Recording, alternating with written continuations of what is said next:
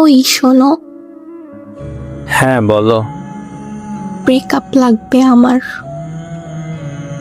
ও আচ্ছা, কেন ব্রেকআপ লাগবে শুনি? এই সম্পর্কটা রাখা আমার পক্ষে সম্ভব না। কি হয়েছে সেটা তো বলো। বাবা মা অন্য জায়গায় আমার বিয়ে ঠিক করেছে, তোমাকে মেনে নিবে না। ও আচ্ছা, তুমি কি অন্য কাউকে বিয়ে করতে চাচ্ছ? বাবা মা যেখানে বিয়ে দিবে আমি সেখানেই বিয়ে করব, তাদের বিরুদ্ধে যেতে পারবো না। তাহলে এখন তুমি চাচ্ছ আমি তোমার জীবন থেকে সরে যাই, তাই তো? হুম। আচ্ছা, মনে করো আমি চলে গেলাম, এতদিনের ভালোবাসা তুমি কি ভুলে যেতে পারবে?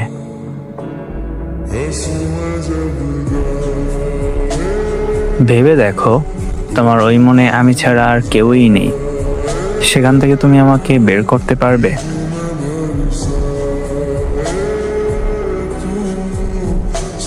তোমার চোখ আমার কথা বলে, তোমার ঠোঁট আমার কথা বলে, এবং তোমার হৃদয়টাও আমার কথা বলে। তাহলে আমার নামটা মুছে ফেলার ক্ষমতা তোমার আছে?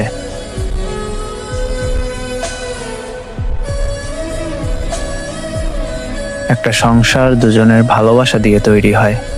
যাকে তুমি বিয়ে করবে, তুমি তো তাকে ভালোবাসতেই পারবে না। তাহলে কিভাবে সংসার সাজাবে? জানি না। আচ্ছা, জানো না যেহেতু, তাহলে যাও, তুমি তাকেই বিয়ে করো, আমি চলে যাচ্ছি।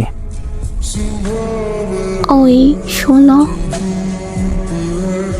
কি হলো আবার? তুমি আমাকে বিয়ে করতে পারবা? পারবো তো, কিন্তু তোমার পরিবার তো মানবে না। আজ মানবে না, কিন্তু পরে অবশ্যই মেনে নিবে। তাদের সম্মান নষ্ট করে আমাকে বিয়ে করবে? তারা তো খুব কষ্ট পাবে। 2 দিন গেলে তারা সব কষ্ট ভুলে যাবে, কিন্তু তোমাকে না পেলে যে সারা জীবন আমাকে কষ্ট পেতে হবে। আমার সাথে থাকতে তোমার কষ্ট হবে না? তুমি শুধু আমাকে একটু ভালোবাসা দিও, আর কিচ্ছু চাইবো না তোমার কাছে। এত ভালোবাসো আমাকে? অনেক। আরে পাগলি, কান্না করছো কেন তুমি?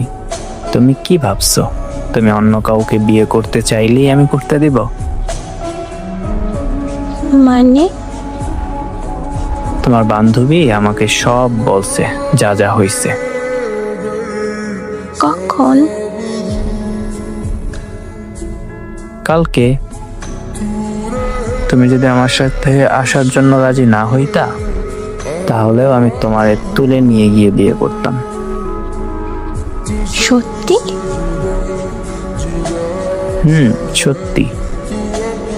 আমি সবকিছু রেডি করেও রেখেছি, এমনকি কাজীও বসে আছে আমাদের জন্য।